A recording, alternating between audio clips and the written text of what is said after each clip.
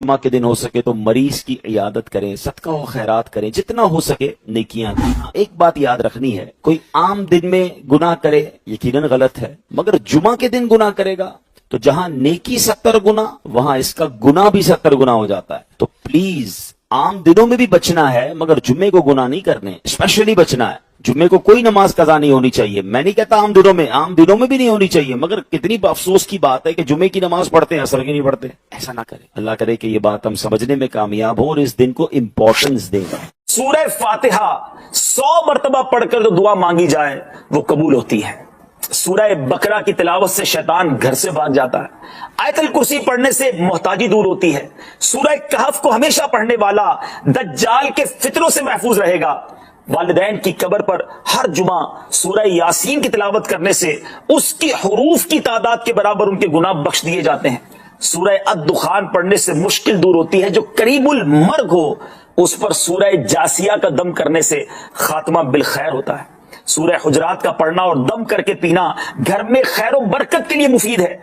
सूरह काफ पढ़ने से जो बाग होते हैं उनके फलों में कसरत होती है। सुभान अल्लाह। सूरह रहमान 11 बार पढ़ने से तमाम मकासद पूरे होते हैं। सूरह वाक़िया जो शख्स रोजाना पढ़ेगा उसे कभी फाका ना होगा। सूरह मुल्क को हर रात पढ़ने वाला अज़ाब कब्र से महफूज रहेगा। सूरह मुज़्ज़म्मिल को 11 बार पढ़ने से हर मुश्किल आसान हो जाती है।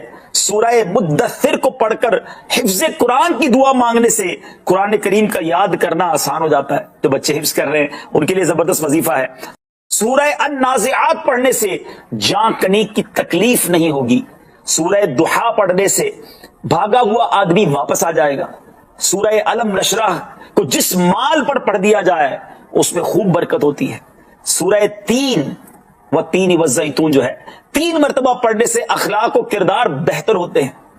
सूरह अलक में जोड़ों के दर्द का इलाज है। सूरह कदर जो सुबह शाम पढ़े अल्लाह अज़्ज़ व जल उसकी इज्जत बढ़ा देगा।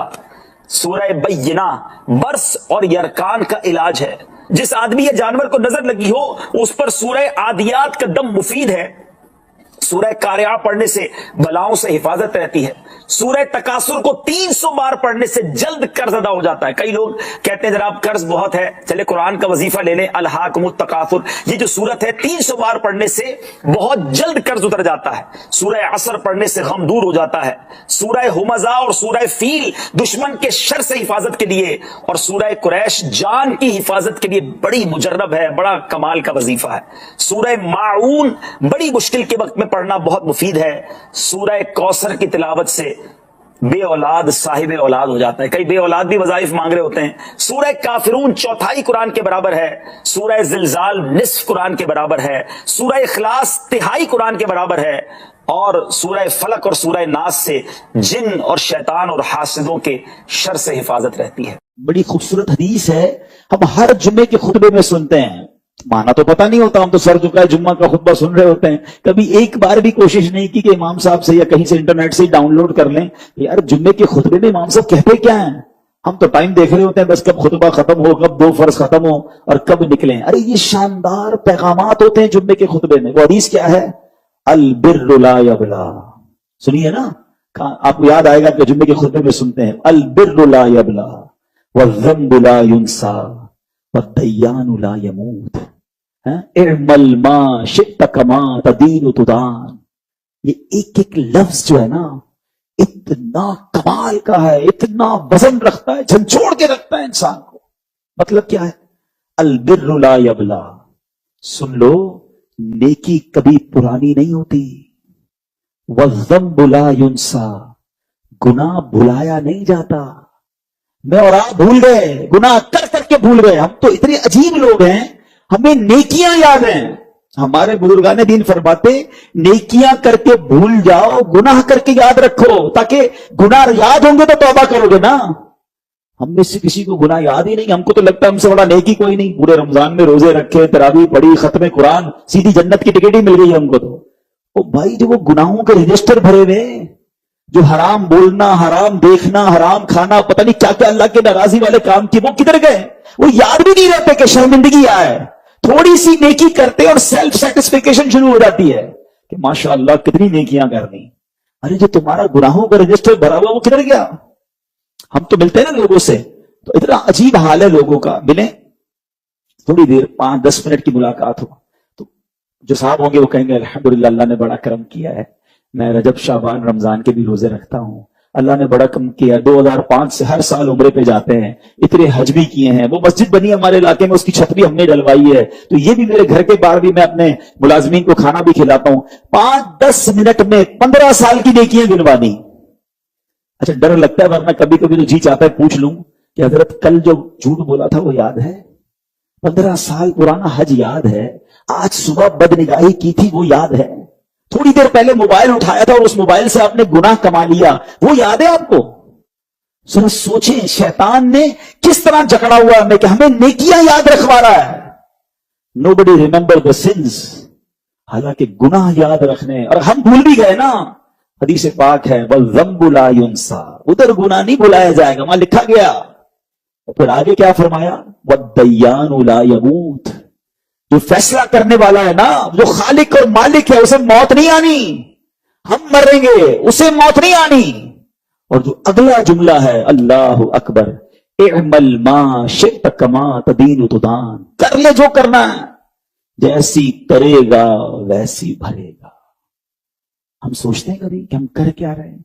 हम सबकी तमन्ना है, सब चाहते हैं जन्नत में जाएं, ऐसा ही है ना, अल्लाह हमें जन्नत अता फरमाए, मगर काम जन्नत वाले हैं, सब जन्नत जाना चाहते हैं, रोड कौन सा बनाया हुआ है?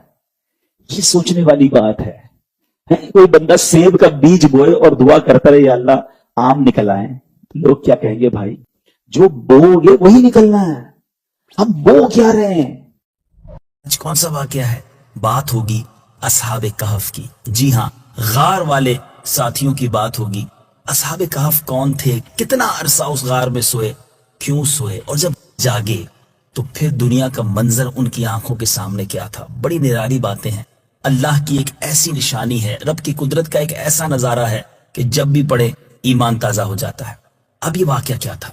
कुरानी वाकया है। आइए अच्छी अच्छी नीयतों के साथ शामिल हो जाइए। हजरत ईसा अला नबीना अलैहिस्सलाम के आसमान पर उठाए जाने के बाद लोग बुत परस्ती करने लगे और दूसरों को भी बुत परस्ती पर मजबूर करने लगे। खुसूसन उनका बादशाह, उनका एक बादशाह दकियानूस तो इस कदर जालिम था कि जो शख्स बुत परस्ती से इनकार करता था ये उसको कत्ल कर डालता था। असहाबे कहफ शहर अफसूस के शुरफा थे जो बादशाह के मुअज्जज दरबारी भी थे, मगर ये लोग साहिब ईमान थे और बुत परस्ती से बेजार थे। दकियानूस के जुल्म और जबर से परेशान होकर ये लोग अपना ईमान बचाने के लिए उसके दरबार से भाग निकले और करीब के पहाड़ में एक गार के अंदर पनाह गुज़ी हुए और सो गए। तो 300 बरस से ज्यादा अरसे तक इसी हाल में सोते रह गए। दकियानूस ने जब इन लोगों को तलाश कराया और उसको मालूम हुआ कि ये लोग गार के अंदर हैं तो वो बेहद नाराज हुआ और फरते गैज़ो गजब में उसने ये हुक्म दे दिया कि गार को एक संगीन दीवार उठाकर बंद कर दिया जाए ताकि ये लोग इसी में रहकर मर जाएं और वही गार उन लोगों की कब्र बन जाए। मगर दकियानूस ने जिस शख्स के सिपुर्द ये काम किया था वो बहुत ही नेक दिल और साहिब ईमान आदमी था। उसने असहाबे कहफ के नाम और उनकी तादाद और उनका ये पूरा वाकया एक तख्ती पर लिखवाकर तांबे के संदूक के अंदर रखकर दीवार की बुनियाद में रख दिया और इस तरह एक तख्ती शाही खजाने में भी महफूज करा दी। कुछ दिनों के बाद दकियानूस बादशाह मर गया और सल्तनतें बदलती रहीं। वक्त गुजरता गया, यहां तक कि एक नेक दिल और इंसाफ परवर बादशाह जिसका नाम बैदरोस था तख्त नशीन हुआ, जिसने 68 साल तक बहुत शान और शौकत के साथ हुकूमत की। उसके दौर में अब एक नया फितना उठा, मजहबी फिरका बंदी शुरू हो गई और बाज लोग मरने के बाद उठने और कयामत का इनकार करने लगे। कौम का यह हाल देखकर बादशाह ने अल्लाह अज़्ज़ व जल की बारगाह में निहायत गमगीन अंदाज में गिरियावाजारी करते हुए बेकरारी के साथ दुआ मांगी कि या अल्लाह अज़्ज़ व जल कोई ऐसी निशानी जाहिर फरमा दे ताकि लोगों को मरने के बाद जिंदा होकर उठने और कयामत का यकीन हो जाए। बादशाह की ये दुआ मकबूल हो गई और अचानक बकरियों के एक चरवाहा जो बकरियां चराते हैं उसने अपनी बकरियों को ठहराने के लिए उसी गार को मुंतखब किया और उस दीवार को गिरा दिया। अब दीवार गिरते ही लोगों पर ऐसी हैबत और दहशत सवार हो गई कि दीवार गिराने वाले लर्जा बरंदाम होकर वहां से भाग गए। अब असहाबे कहफ जो उस गार में सो रहे थे, मदनी चल के नाज़रीन आप जानना चाहेंगे कि कितना अरसा सोए थे। बादशाहतें तब्दील हो गई, सल्तनतें तब्दील हो गई, बादशाह नया आ गया, اب ان لوگوں کی یوں سمجھیے کہ وہ نیند سے بیدار ہوئے، ایک دوسرے کو سلام کیا، باتوں میں مصروف ہو گئے، نماز بھی ادا کر لی۔ جب ان لوگوں کو بھوک لگی تو انہوں نے ایک اپنے ساتھی جس کا نام یملیخا تھا اس کو کہا کہ بازار جاؤ اور کچھ کھانا لاؤ، اور نہایت خاموشی سے یہ بھی معلوم کر لو کہ دقیانوس ہم لوگوں کے بارے میں اب کیا ارادہ رکھتا ہے۔ یعنی وہ یہ سمجھ رہے تھے کہ تھوڑی دیر کے بعد ہی ہم بیدار ہو گئے۔ یملیخا غار سے باہر نکل کر بازار گئے اور یہ دیکھ کر حیران ہو گئے کہ بازار میں، شہر میں ہر طرف اسلام کا چرچا ہے۔ یعنی ہم تو جب تھوڑی دیر پہلے غار میں گئے تھے تو بت پرستی کا دور تھا، مگر اب تو لوگ حضرت عیسیٰ علیہ السلام کا کلمہ پڑھ رہے ہیں۔ یملیخا نے جب یہ دیکھا تو محو حیرت ہو کر کہا کہ الہی یہ کیا ماجرا ہے کہ اس شہر میں تو اسلام کا نام لینا بھی جرم تھا، آج یہ انقلاب کیسے ہو گیا؟ پھر ایک نان بائی کی دکان پر کھانا لینے گئے اور دقیانوسی زمانے کا روپیہ دکاندار کو دیا۔ اب یاد رہے کہ اگر 100 years ago یعنی کئی 100 سال پہلے کا کوئی کرنسی لے کر کسی کی دکان پر جائے تو وہ تو حیران ہونا ہی تھا۔ تو اس سکے کا چال چلن تو بند ہو چکا تھا، اس سکے کو دیکھنے والا بھی کوئی باقی نہ رہا تھا۔ تو دکاندار کو شبہ ہوا کہ اس شخص کے ہاتھ میں کوئی خزانہ لگ گیا ہے، چنانچہ دکاندار نے ان کو حکام کے سپرد کر دیا، گرفتار کروا دیا، اور حکام نے ان سے خزانے کے بارے میں پوچھ گچھ شروع کر دی کہ بتاؤ خزانہ کہاں ہے؟ یملیخا نے کہا کہ خزانہ تو کوئی نہیں ہے، یہ تو ہمارا ہی روپیہ ہے۔ حکام نے کہا کہ برسوں گزر گئے ہیں، اس سکے کا چلن ہی بند ہو گیا ہے۔ تو اب وہ یملیخا کہتے ہیں چاہیے بتاؤ کہ دقیانوس بادشاہ کا کیا حال ہے؟ تو حکام نے کہا کہ آج روئے زمین پر اس نام کا کوئی بادشاہ نہیں، ہاں سینکڑوں برس گزرے اس نام کا ایک بے ایمان بادشاہ گزرا تھا جو بت پرست تھا۔ یملیخا نے کہا کہ ابھی کل ہی تو ہم لوگ اس کے خوف سے اپنے ایمان اور جان کو بچا کر بھاگے تھے، میرے ساتھی بھی یہاں قریب ایک غار میں موجود ہیں، تم لوگ میرے ساتھ چلو، میں تم لوگوں کو ان سے ملا دوں۔ چنانچہ حکام اور عمائدین یعنی شہر کے جو شرفا تھے وہ کثیر تعداد میں اس غار کے پاس پہنچے۔ اچھا وہاں اصحاب کہف جو ہے وہ یملیخا کے انتظار میں تھے کہ وہ کھانا لے کر آئیں گے، لیکن جب ان کی واپسی میں دیر ہو گئی تو لوگوں نے خیال کیا کہ شاید یملیخا گرفتار ہو گئے ہیں، اور جب غار کے منہ پر بہت سے آدمیوں کا شور و غوغا ان لوگوں نے سنا تو سمجھ بیٹھے کہ غالباً دقیانوس کی فوج ہماری گرفتاری کے لیے آن پہنچی۔ تو یہ لوگ نہایت اخلاص کے ساتھ ذکر الہی اور توبہ و استغفار میں مشغول ہو گئے۔ اب حکام نے غار پر پہنچ کر تانبے کا وہ صندوق بھی برآمد کر لیا، اس کے اندر سے جب تختی نکالی تو اس تختی پر اصحاب کہف کا نام لکھا تھا، اور یہ بھی تحریر تھا کہ یہ مومنوں کی جماعت اپنے دین کی حفاظت کے لیے دقیانوس بادشاہ کے خوف سے اس غار میں پناہ گزی ہوئی ہے۔ تو دقیانوس نے خبر پا کر ایک دیوار سے ان لوگوں کو غار میں بند کر دیا ہے۔ ہم یہ حال اس لیے لکھتے ہیں کہ جب بھی یہ غار کھلے تو لوگ اصحاب کہف کے حال پر مطلع ہو جائیں۔ حکام جو تھے وہ تختی کی عبارت پڑھ کر حیران رہ گئے، اور ان لوگوں نے اپنے بادشاہ بیدروس کو اس واقعے کی اطلاع دی۔ اللہ غنی، فوراً ہی بیدروس بادشاہ اپنے امراء اور عمائدین شہر کو لے کر غار کے پاس پہنچا تو اصحاب کہف نے غار سے نکل کر بادشاہ سے معانقہ کیا اور اپنی ساری داستان بیان کی۔ بیدروس بادشاہ سجدے میں گر کر اللہ عز و جل کا شکر ادا کرنے لگا کہ میری دعا قبول ہو گئی، اور اللہ تعالیٰ نے ایسی نشانی ظاہر کر دی جس سے موت کے بعد زندہ ہو کر اٹھنے کا ہر شخص کو یقین ہو گیا۔ اصحاب کہف بادشاہ کو دعائیں دینے لگے کہ اللہ تعالیٰ تیری بادشاہی کی حفاظت فرمائے، اب ہم تمہیں اللہ کے سپرد کرتے ہیں۔ پھر اصحاب کہف نے السلام علیکم کہا اور غار کے اندر چلے گئے اور سو گئے، اور اسی حالت میں اللہ تعالیٰ نے ان لوگوں کو وفات دے دی۔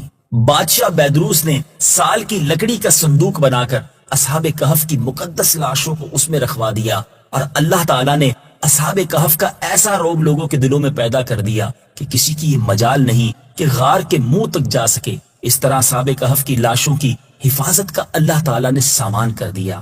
پھر بیدروس بادشاہ نے غار کے منہ پر ایک مسجد بنوا دی اور سالانہ ایک دن مقرر کر دیا کہ تمام شہر والے اس دن عید کی طرح زیارت کے لیے آیا کریں۔ میٹھے میٹھے اسلامی بھائیوں، اصحاب کہف کتنے؟ اصحاب کہف کی تعداد میں جب لوگوں کو اختلاف ہوا تو یہ آیت قرآن پاک میں نازل ہوئی۔ آئیے تلاوت قرآن سنتے ہیں۔ قل ربي أعلم بعدتهم ما يعلمهم إلا قليل۔ ترجمہ، تم فرماؤ میرا رب ان کی تعداد خوب جانتا ہے، انہیں بہت تھوڑے لوگ جانتے ہیں۔ حضرت عبداللہ ابن عباس رضی اللہ تعالیٰ عنہ نے فرمایا کہ میں انہی کم لوگوں میں سے ہوں جو اصحاب کہف کی تعداد کو جانتے ہیں۔ اصحاب کہف کے ناموں کے بھی خواص ہیں، اس کی بھی برکتیں ہیں۔ جی ہاں، کہ اصحاب کہف کے ناموں کا تعویذ بھاگے ہوئے کو بلانے کے لیے اور دشمنوں سے بچ کر بھاگنے کے لیے، آگ بجھانے کے لیے کپڑے پر لکھ کر آگ میں ڈال دیں۔ سبحان اللہ۔ تیسرے دن آنے والے بخار کے لیے، خشکی اور سمندر میں سفر محفوظ ہونے کے لیے، مال کی حفاظت کے لیے، عقل بڑھنے کے لیے، گناہ گاروں کی نجات کے لیے۔ سبحان اللہ۔ اللہ والوں کے نام میں کتنی برکت ہوا کرتی ہے۔ اور وہ اپنے غار میں 300 سال ٹھہرے اور 9 سال زیادہ۔ جب یہ آیت نازل ہوئی تو کفار کہنے لگے کہ ہم 300 برس کے متعلق تو جانتے ہیں کہ اصحاب کہف اتنی مدت تک غار میں رہے، مگر ہم 9 برس کو نہیں جانتے۔ تو پیارے آقا علیہ الصلوۃ والسلام نے فرمایا تم لوگ شمسی سال جوڑ رہے ہو، اور قرآن مجید نے قمری سال کے حساب سے مدت بیان کی ہے، اور شمسی سال کے ہر 100 برس میں 3 سال قمری بڑھ جاتے ہیں۔ میٹھے میٹھے اسلامی بھائیوں، عجیب و غریب واقعہ ہے نا؟ آپ نے سنا، اللہ کی شان ہے۔ اس واقعے سے ہمیں سیکھنے کو کیا ملا؟ آئیے کچھ مدنی پھول پیش کرتا ہوں کہ مرنے کے بعد زندہ ہو کر اٹھنا حق ہے، اور اصحاب کہف کا واقعہ اس کی نشانی اور دلیل ہے جو قرآن مجید میں موجود ہے۔ نمبر 2، جو اپنے دین و ایمان کی حفاظت کے لیے اپنا وطن چھوڑ کر ہجرت کرتا ہے، اللہ تعالیٰ غیب سے اس کی حفاظت کا ایسا سامان فرما دیتا ہے کہ کوئی اس کے بارے میں سوچ بھی نہیں سکتا۔ نمبر 3، اللہ والوں کے ناموں میں برکت اور نفع بخش تاثیرات ہوتی ہیں۔ نمبر 4، بیدروس ایک ایماندار اور نیک دل بادشاہ نے اصحاب کہف کے غار کی زیارت کے لیے سالانہ 1 دن مقرر کیا۔ اس سے معلوم ہوا کہ بزرگان دین کے عرس کا دستور بہت قدیم زمانے سے چلا آ رہا ہے۔ نمبر 5، بزرگوں کے مزاروں کے پاس مسجد تعمیر کرنا اور وہاں عبادت کرنا بھی بہت پرانا مبارک طریقہ ہے، کیونکہ بیدروس بادشاہ نے اصحاب کہف کے غار کے پاس ایک مسجد بنا دی تھی، جس کا ذکر قرآن مجید کی سورہ کہف میں موجود ہے۔ میٹھے میٹھے اسلامی بھائیوں، قرآن مجید کی کیا بات ہے! کیسے پیارے، کیسے حیرت انگیز واقعات، اور پھر ان واقعات میں کتنے خوبصورت ہمارے لیے میسیجز ہیں۔ قرآن پڑھیے، قرآن کے نور سے اپنے دلوں کو منور کیجیے، قرآن پاک کو سمجھنے کی کوشش کیجیے۔ میٹھے میٹھے اسلامی بھائیوں، سلسلے کے اختتام پر اصحاب کہف کا غار آپ کو نہ دکھائیں؟ آئیے اصحاب کہف کا غار بھی دیکھیے، وہ جو مسجد جس کا ذکر قرآن میں موجود ہے، جو اصحاب کہف کے غار کے ساتھ ہی بنائی گئی تھی، اس مسجد کا بھی دیدار کیجیے اور اللہ کی قدرت کا نظارہ اپنی آنکھوں سے دیکھیے۔ اللہ کے کلام کی باتیں ہیں، اللہ کے نبیوں کی باتیں ہیں، تاریخ کے بڑے ہی دلچسپ اور انوکھے واقعات ہیں۔ آج بھی قرآن کا ایک خوبصورت واقعہ ہم نے سننا ہے، اور یہ واقعہ واقعی کمال کا واقعہ ہے۔ ایک ایسی داستان ہے جس کو سن کر عقل حیران ہو جاتی ہے۔ اللہ کے ایک نبی کا ایک ایسا امتحان لیا گیا، اور اس امتحان میں انہوں نے کیسی زبردست، جس کو آپ کہیے کہ کامیابی حاصل کی، صبر کا شاندار مظاہرہ کیا۔ وہ ایسی ہستی ہیں کہ جب بھی صبر کا نام لیا جاتا ہے تو نام ان کا بھی ساتھ دماغ میں آتا ہے، ان کی بھی بات ذہن میں آتی ہے۔ سبحان اللہ۔ امید ہے آپ پہچان گئے ہوں گے کہ آج اللہ کے کس نبی کی بات ہونی ہے۔ وہ ہستی ہیں جن کا ذکر قرآن میں کئی جگہ پر موجود ہے۔ آج بات ہوگی حضرت ایوب علیہ نبینا علیہ الصلوۃ والسلام کی۔ حضرت ایوب علیہ الصلوۃ والسلام کا پہلے ہم کچھ تعارف سنتے ہیں۔ آپ کا نام پاک ایوب ہے، اور نسب نامہ کے متعلق مختلف اقوال ہیں۔ ایک قول یہ ہے کہ آپ کا نسب نامہ کچھ یوں ہے: ایوب بن اموس بن زارح بن عیس بن حضرت اسحاق علیہ الصلوۃ والسلام بن حضرت ابراہیم علیہ الصلوۃ والسلام، یعنی حضرت ایوب علیہ السلام بھی حضرت ابراہیم ہی کی اولاد میں سے ہیں۔ آپ کی والدہ محترمہ حضرت لوط علیہ الصلوۃ والسلام کی اولاد میں سے تھی، اور آپ کی زوجہ کا نام رحمت ہے۔ یہ حضرت یوسف علیہ الصلوۃ والسلام کے بیٹے افرایم کی شہزادی تھی۔ کیسا خاندان تھا کہ والدہ اللہ کے ایک نبی کی اولاد میں سے، آپ حضرت ابراہیم کی اولاد میں سے، اور آپ کی زوجہ جو ہے حضرت یوسف علیہ الصلوۃ والسلام کے بیٹے افرایم کی شہزادی تھی۔ یعنی دوسرے لفظوں میں آپ کی جو زوجہ جن کا نام رحمت ہے، ان کے دادا جان جو تھے وہ حضرت یوسف علیہ الصلوۃ والسلام تھے۔ آپ کا حلیہ کیسا تھا؟ حضرت ایوب علیہ الصلوۃ والسلام دکھتے کیسے تھے؟ آپ کے بال گنگریالے، خوبصورت کشادہ آنکھیں، شکل و صورت بہت حسین، سبحان اللہ، گردن چھوٹی، سیدھا چوڑا، پنڈلیاں اور کلائیاں مضبوط، اور قد مبارک دراز تھا، سبحان اللہ۔ اللہ تبارک و تعالیٰ نے آپ کو کمال کی نعمتیں، بے شمار نعمتوں سے نوازا تھا۔ آپ کو انواع و اقسام کے کثیر اموال دیے، یعنی آپ کے پاس ماندی، غلام، مویشی، جانور، یعنی ہر چیز میں فراوانی، مال و دولت بھی زبردست۔ اور آپ کے پاس بہت زمین بھی بہت تھی, آپ لینڈ لارڈ تھے, آپ کے پاس زمینداری کی زمین بھی بہت زیادہ تھی, اور اللہ نے آپ کو اولاد بھی بہت دی تھی, یعنی ہر چیز میں خوب نوازا تھا. ایسا ہوتا بہت کم ہے. پیسے ہوتے ہیں تو گھر میں پرابلم ہوتی ہے, گھر میں بہت کچھ ہوتا ہے تو مال دولت کم ہوتا ہے, کسی ایک بزنس میں انسان ترقی کرتا ہے. اللہ نے اپنے نبی کو بہت چیزوں سے نوازا, دنیاوی طور پر. ویسے تو انبیاء نوازے ہی جاتے ہیں, وہ اللہ کے خاص بندے ہیں, اخروی نعمتوں میں ان کا کوئی ثانی نہیں ہوتا, لیکن اللہ تعالیٰ نے دنیاوی نعمتوں سے بھی خوب نوازا تھا.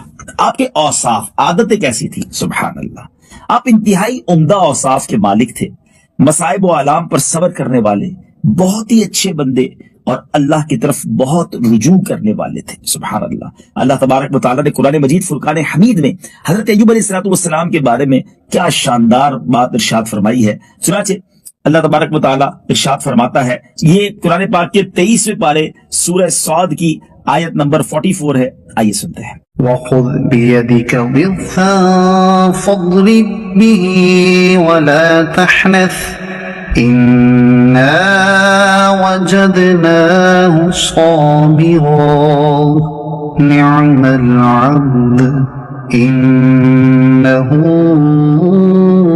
أَوَّابٌ. اور فرمایا کہ اپنے ہاتھ میں ایک جھاڑو لے کر اس سے مار دے, اور قسم نہ توڑ, بے شک ہم نے اسے صابر پایا, کیا اچھا بندہ, بے شک وہ بہت رجوع لانے والا ہے. حضرت ایوب علیہ السلام کے بارے میں علامہ ابو بکر احمد بن علی المعروف خطیب بغدادی رحمت اللہ تعالی کیا لکھتے ہیں؟ آپ فرماتے ہیں کہ آپ مسکینوں پر رحم کرتے, یتیموں کی کفالت فرماتے, بیواؤں کی امداد کرتے, مہمانوں کے ساتھ عزت و تکریم اور خندہ پیشانی سے پیش آتے, مسافروں کی خیر خواہی کرتے, اللہ تعالیٰ کی نعمتوں پر اس کا شکر ادا کرتے, اور اللہ کے حقوق کامل طریقے سے ادا کیا کرتے. سبحان اللہ, سبحان اللہ. اب آپ کی زندگی میں ایک زبردست موڑ آیا, everything going very well, سب بہترین جا رہا تھا, خاندان بھی بہت بڑا, مال و اموال, مویشی, جانور تھے, پیسہ تھا. اب آزمائش کا دور شروع ہوا. مفسرین اور مورخین کے بیان ہے کہ حضرت ایوب علیہ السلام کو اللہ تعالیٰ نے بہت زبردست مال و دولت سے نوازا, صحت بھی عطا کی تھی, کثیر اولاد بھی تھی. آپ کو آزمائش میں کیسے مبتلا کیا گیا؟ سب سے پہلے آپ پر جو آزمائش ہے وہ یہ آئی کہ آپ کی جو اولاد تھی وہ مکان کے گرنے سے دب کر انتقال کر گئی. آپ سوچئے کہ بچوں کا انتقال ہو جائے تو انسان کو کتنی تکلیف ہوتی ہے. اسی طرح باندی اور غلام بھی ختم ہو گئے. تمام جانور جس میں ہزارہ اونٹ, تھوڑے بہت نہیں, ہزارہ اونٹ تھے, ہزارہ بکریاں تھی, سب کے سب ایک ایسی آفت آئی کہ وہ بھی مر گئے. تمام کھیتیاں اور باغات برباد ہو گئے, حتیٰ کہ کچھ باقی نہ رہا. کہیں آگ لگ گئی, کہیں مکان گر گئے, یعنی ایک ایک کر کے ایوری تھنگ لاسٹ, سب چلا گیا. اللہ اکبر, کتنا بڑا امتحان تھا. ان کٹھن حالات میں آپ کا طرز عمل کیا رہا؟ آپ کو ایک کے بعد ایک اطلاع ملتی رہی کہ گھر بھی گر گیا, تو اولاد کا انتقال بھی ہو گیا, تو کھیت بھی چلا گیا, تو جانور بھی مر گئے, تو یہ بھی نقصان ہو گیا. ہر نقصان پر آپ کو جب خبر ملتی تھی, حضرت ایوب کا جواب کیا ہوتا تھا؟ یہ بڑا کمال کا جواب تھا, جو مجھے اور آپ کو آج سیکھنا ہے. آپ فرماتے میرا کیا ہے, جس کا تھا اس نے لے لیا. جب تک اس نے مجھے دے رکھا تھا میرے پاس تھا, جب اس نے چاہا لے لیا. اس کا شکر ادا ہو ہی نہیں سکتا, اور میں اس کی مرضی پر راضی ہوں. ذرا غور کیجیے کیا کہتے تھے, میں اس کی مرضی پر راضی ہوں. ہر آفت کے بعد, ہر مصیبت کے بعد, ہر امتحان کے بعد اللہ کے اس بندے کی زبان پر یہی جاری تھا, میں اس کی مرضی پر راضی ہوں, اس کا شکر ہے. سبحان اللہ, سبحان اللہ. اب یہ سب چلا گیا. اب صرف آپ بظاہر بچے تھے, آپ کی صحت تھی, آپ کا جسم آپ کے پاس تھا. اب اس میں بھی آزمائش میں مبتلا کر دیا گیا. اور وہ آزمائش کیا تھی کہ آپ کے جسم شریف پر آبلے پڑ گئے, تمام بدن مبارک آپ کا زخموں سے بھر گیا, آپ پر صحت بھی آپ کی چلی گئی, بیمار ہو گئے. اللہ اکبر. اب ایک ایک کر کے سب لوگوں نے چھوڑ دیا. آج بھی ایسے ہی ہوتا ہے. پیسے ہو بہت سارے لوگ ساتھ ہوتے ہیں, حسن ہو, صحت ہو, طاقت ہو, رابطے ہوں تو جناب لوگ آگے پیچھے ہوتے ہیں. اگر یہ نعمتیں چلی جائیں پھر بہت کم لوگ قریب رہ جاتے ہیں, پھر ایک ایک کر کے لوگ ساتھ چھوڑ جاتے ہیں. اور ایسے ہی ہوا, ایک ایک کر کے سب نے ساتھ چھوڑ دیا. آج کے دور میں بھی کہتے ہیں نا مطلب کے ہیں لوگ.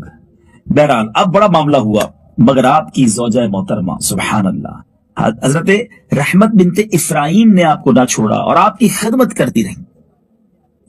اب علماء نے بڑی زبردست اس پہ بحث کی ہے کہ حضرت ایوب علیہ السلام کو اس آزمائش میں مبتلا کیوں کیا گیا. بعض لوگوں کو دنیا میں آزمائش اس لیے آتی ہے کہ ان کے گناہوں کی سزا ہوتی ہے, ان کی خطاؤں کی وجہ سے ہوتی ہے.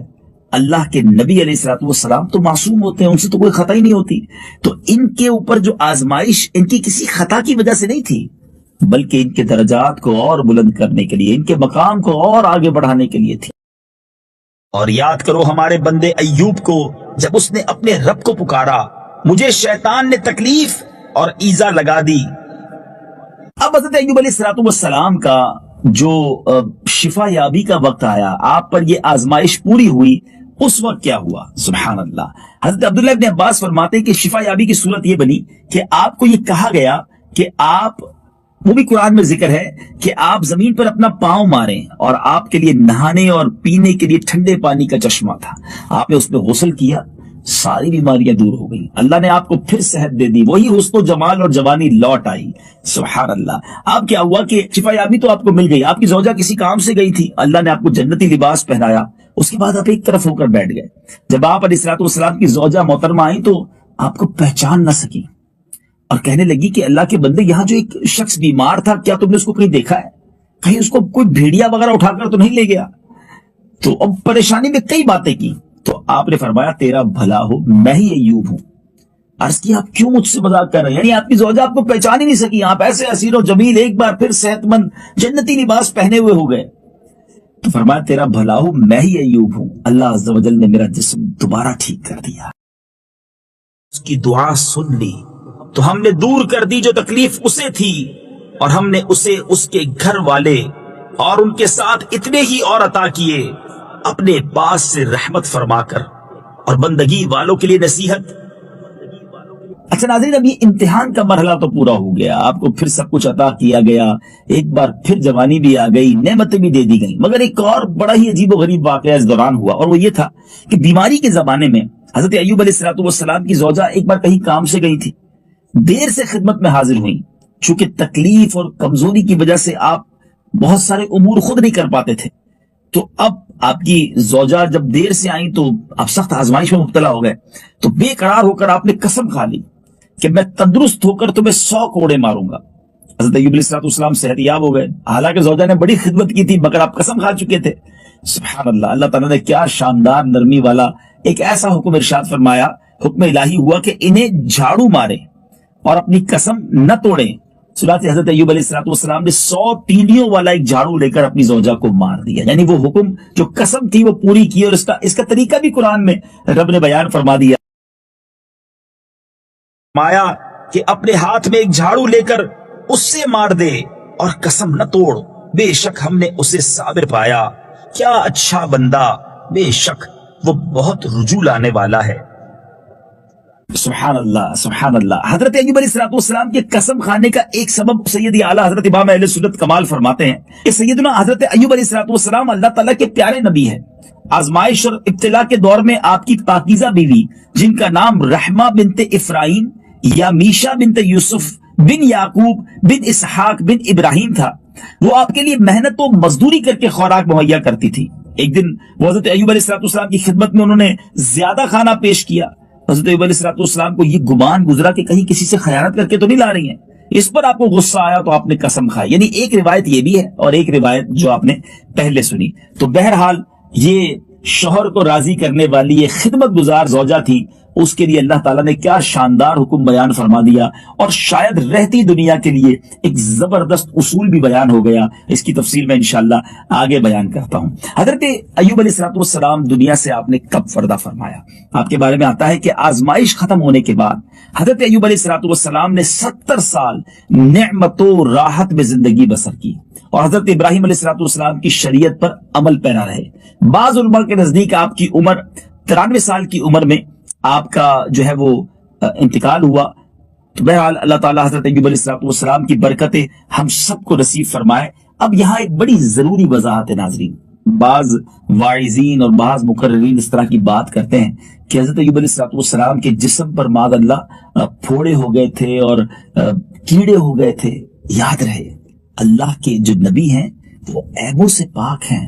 اللہ نے اپنے نبیوں کو بہت حسین و جمیل اور ایسا پاک بنایا, ہر اس عیب سے بچایا, ہر اس کام سے بھی بچایا جس سے لوگوں کو گھن آتی ہو, جس سے لوگ جو ہے وہ متنفر ہوں. یہ پاسبل ہی نہیں ہے کہ اللہ کے نبی کے اندر کوئی ایسی بیماری آ جائے کہ جس سے لوگ دور ہو جائے. ذرا اس کے بارے میں تفصیل سنیے گا. حضرت علامہ عبد المصطفیٰ اعظمی رحمۃ اللہ تعالی علیہ فرماتے ہیں, عام طور پر لوگوں میں مشہور ہے کہ معاذ اللہ آپ کو کوڑ کی بیماری ہو گئی تھی.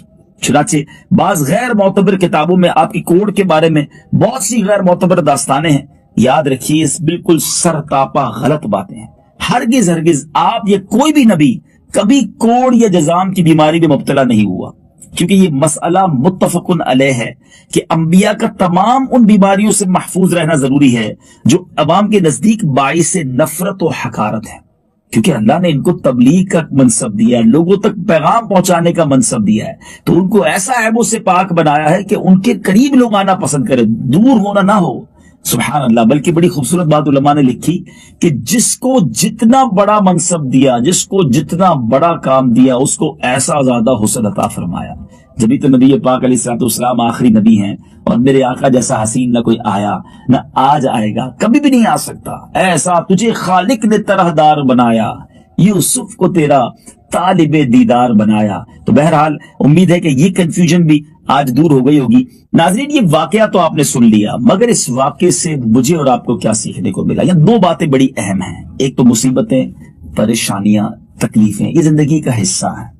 مگر چھوٹی سی تکلیف پر, چھوٹی سی پریشانی پر آج جو ہماری حالت ہوتی ہے, شکوے, شکایت, واویلا, سب کو بتانا, زبان پر شکوے آ جاتے ہیں. اللہ کی بارگاہ میں معاذ اللہ لوگ آل فال بکرے ہوتے ہیں, کفر تک چلے جاتے ہیں. نہیں ناظرین, میں اور آپ تو کوئی حیثیت ہی نہیں رکھتے نا. نبی تو یعنی دنیا میں کوئی ولی کسی صحابی کے درجے پر نہیں پہنچ سکتا, اور کوئی صحابی کسی نبی کے درجے پر نہیں پہنچ سکتا. یہ معصوم ہوتے ہیں. مگر جب حضرت ایوب علیہ السلام پر اتنی بڑی آزمائش آئے, تو میں اور آپ تو کسی ماہ و شما تو کسی شمار میں ہی نہیں ہے نا. مگر پرابلم یہی ہے کہ گناہ گار ہونے کے باوجود, خطائیں ہونے کے باوجود اگر کوئی آزمائش آ جائے تو ہم زبان سے بہت شکوے کرتے ہیں, بہت واویلا کرتے ہیں, بہت کمپلینس کرتے ہیں, اللہ سے شکوہ کرتے ہیں. ایسا نہیں ہونا چاہیے. اس واقعے سے صبر کا دامن تھامنا سیکھیے. ایک دو حدیثیں سناتا ہوں. اللہ کے حبیب علیہ السلام نے ارشاد فرمایا, مومن مرد اور مومنہ عورت کو اس کی جان, اولاد اور مال کے بارے میں آزمایا جاتا رہے گا, یہاں تک کہ وہ اللہ تعالیٰ سے اس حال میں ملاقات کرے گا کہ اس پر کوئی گناہ باقی نہ ہوگا. سوچئے, یہ گناہوں کو معاف کروانے کے لیے, خطائیں کو مٹانے کے لیے بیماریاں اور پریشانیاں آتی ہیں, اور ہم ہیں کہ شکوہ کر کے, بے صبری کر کے وہ ثواب ہی ضائع کر دیتے ہیں. ایک اور حدیث سنیے. پیارے آقا علیہ الصلوۃ والسلام فرماتے ہیں, اب ذرا غور سے حدیث سنیے گا, میں اس کی سمری بیان کر دیتا ہوں, اس کا خلاصہ بیان کرتا ہوں, کہ اللہ تبارک و تعالیٰ کی طرف سے کسی بندے کا کوئی درجہ مقرر ہو گیا ہوتا ہے, کوئی گریڈ, کوئی اسکیل ہوتا ہے, مگر وہ بندہ اپنے عمل سے وہاں تک نہیں پہنچ پا رہا ہوتا. یعنی روزے رکھ کے, نمازیں پڑھ کے, نفل پڑھ کے, صدقہ کر کے, اس کے نیک اعمال ایسے نہیں ہو رہے ہوتے کہ اس درجے پر پہنچے. اب اللہ تعالیٰ اس بندے پر کوئی آزمائش بھیجتا ہے, تکلیف بھیجتا ہے, وہ صبر کرتا ہے, تو اللہ تبارک و تعالیٰ اس کے لیے اس درجے پر پہنچا دیتا ہے. سوچئے, ہو سکتا ہے میرے گھر میں بیماری, میرے کاروبار میں نقصان, میرے گھر کی پریشانی اس لیے آئی ہو کہ میرے درجے بڑھ جائیں, مگر ہائے میری بے صبری, ہائے میری اللہ تبارک و تعالیٰ کی ناشکری, کہیں ایسا نہ ہو کہ وہ درجے, وہ برکتیں جو میرے مقدر میں رب نے لکھی تھی, میری بے صبری سے میں ضائع کر بیٹھا. کاش حضرت ایوب علیہ السلام کے اس صبر سے میں اور آپ سیکھ جائیں. قرآن میں رب کا وعدہ ہے, ان اللہ مع الصابرین, اللہ صابروں کے ساتھ ہے. اور ایک اور خوبصورت میسج میری بہنوں کے لیے ہے. ذرا سوچئے نا, سب ساتھ چھوڑ گئے, حضرت ایوب علیہ السلام کی زوجہ نے کتنی خدمت کی, ہر حال میں خدمت کی.